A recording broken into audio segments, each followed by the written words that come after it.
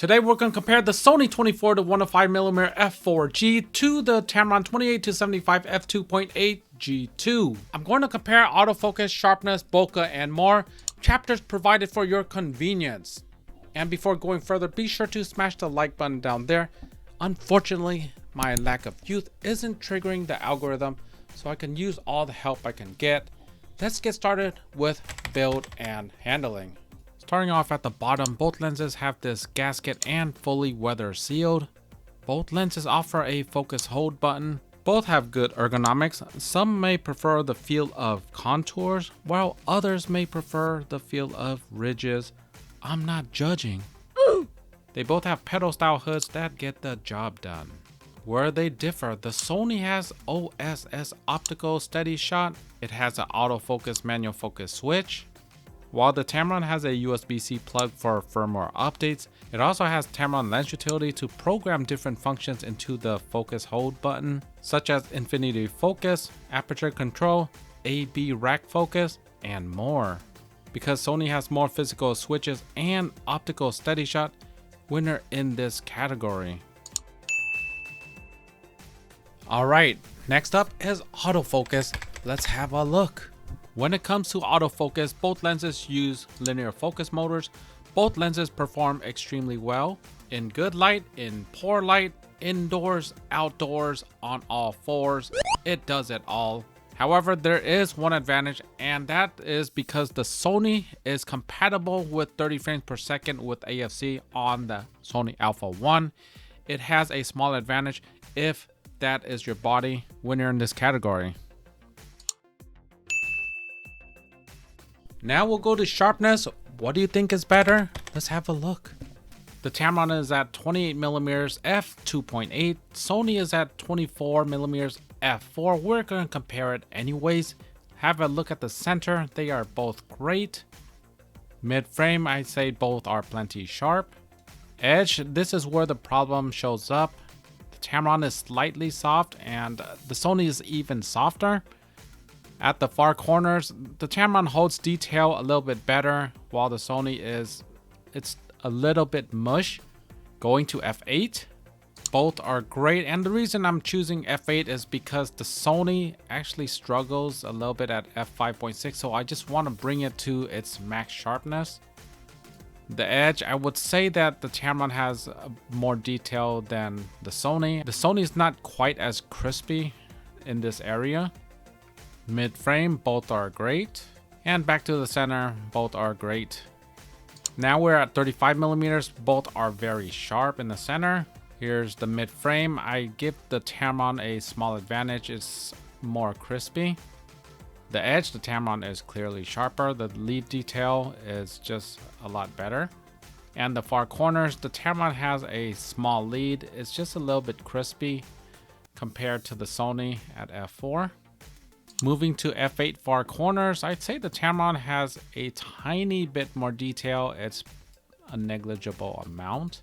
Moving towards the edge, and yeah, it just has a little bit more detail. Mid frame, I would say they're comparable. This fence detail is similar on both lenses. Back to the center, both have fantastic sharpness. 50mm, both are fantastic.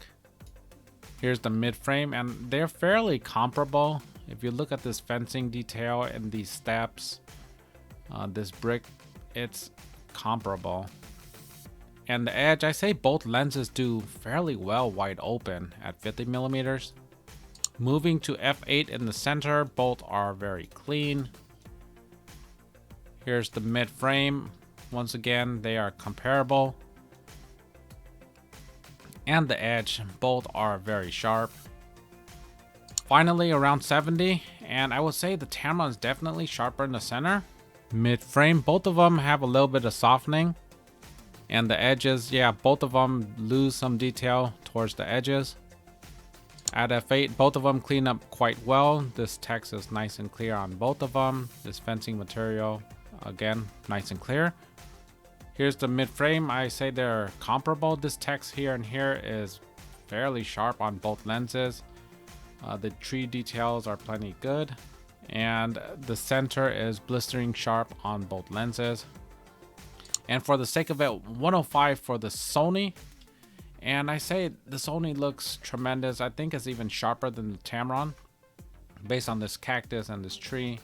So this tree is a lot more magnified and it has more it's just sharper. This thing is really sharp, and this fencing material is really good. And when it comes to the Tamron, there's already some softening. And when it comes to the edge, you know, the Sony is sharper at 105 than the Tamron at 75. Stop down to f8, both of them are plenty good.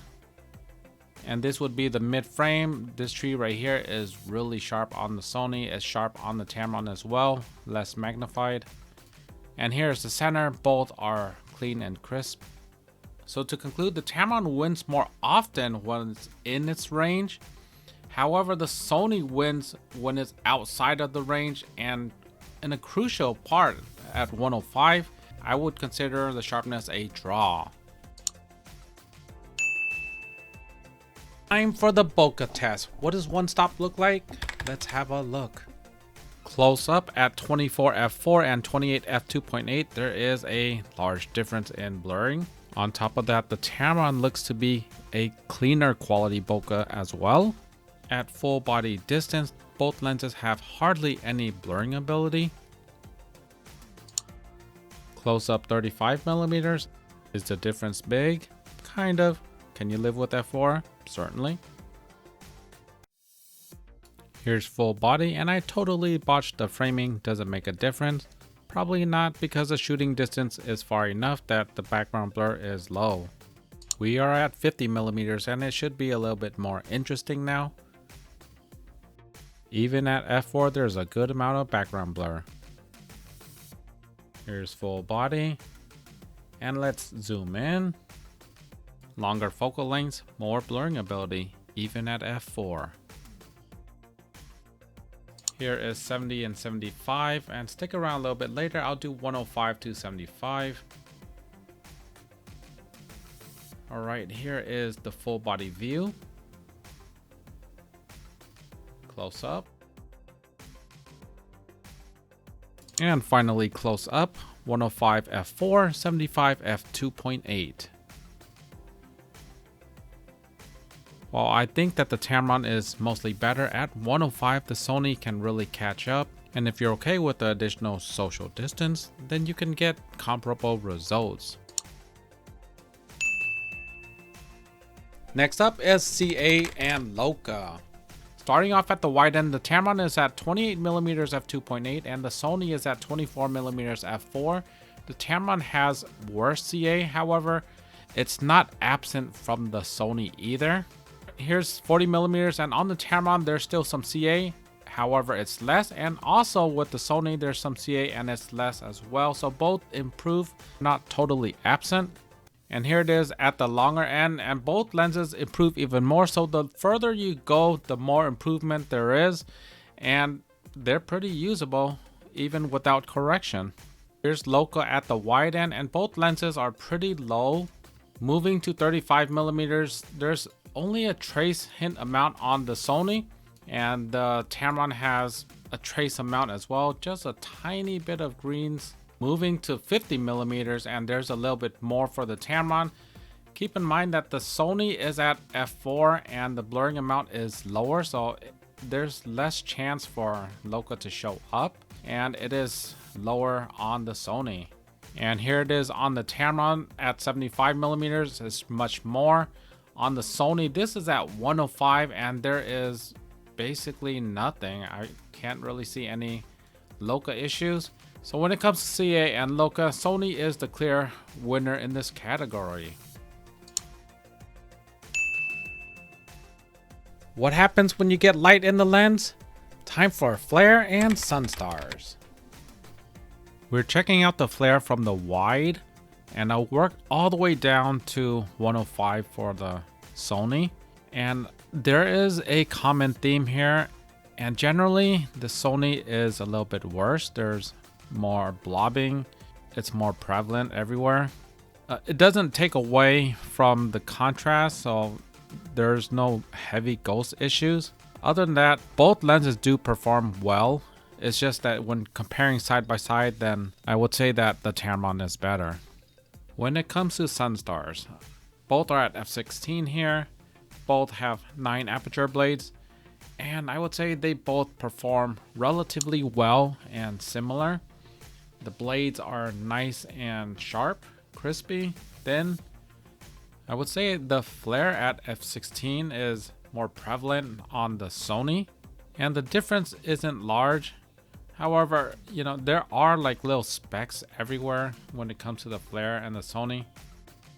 So at the end of the day, I don't think any lens is particularly bad. However, it's going to be a slight edge for the Tamron. Winner in this category. For video folks, time for parafocal and focus breathing test. For the parafocal test, the Sony is good 3/4 of the way, so it can go from 24 to 70 fairly well and it drops off. This Tamron goes about halfway to 35 or 50 and then it gets soft already. So while the Sony is better, being almost parafocal is like having children that are almost yours. Wow! Focus breathing. On the wider ends, both lenses perform quite well. Here's 35mm and both seem okay. I would say starting at 50 that the Tamron sways a little bit. However, the Sony very true. There's minimal amounts at 70. Sony definitely wins it. Winner in this category. Alright, now we'll be comparing the size differences. Let's get to this. Both these lenses are very close in length. 4.6 inch for the Tamron and 4.46 for the Sony.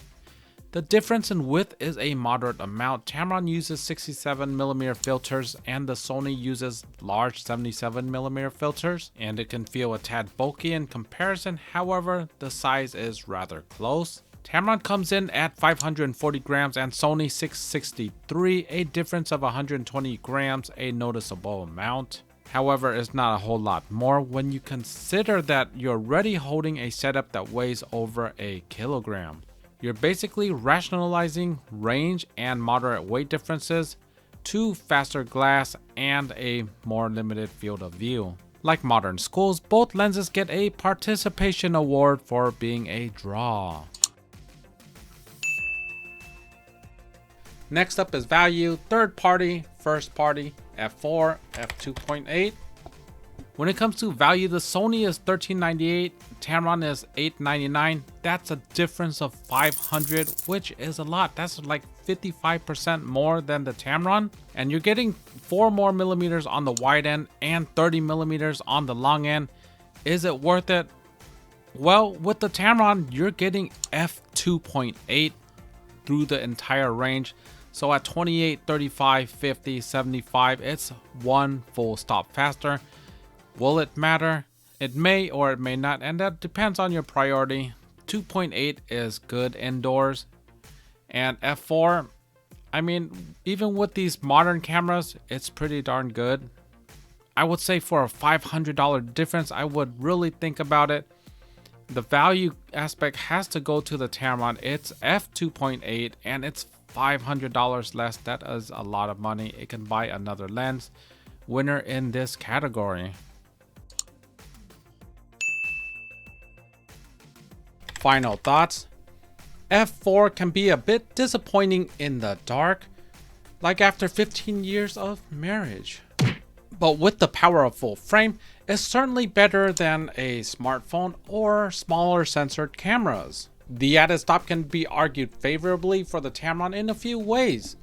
Firstly, you can use lower ISO, which reduces noise, gives added sharpness.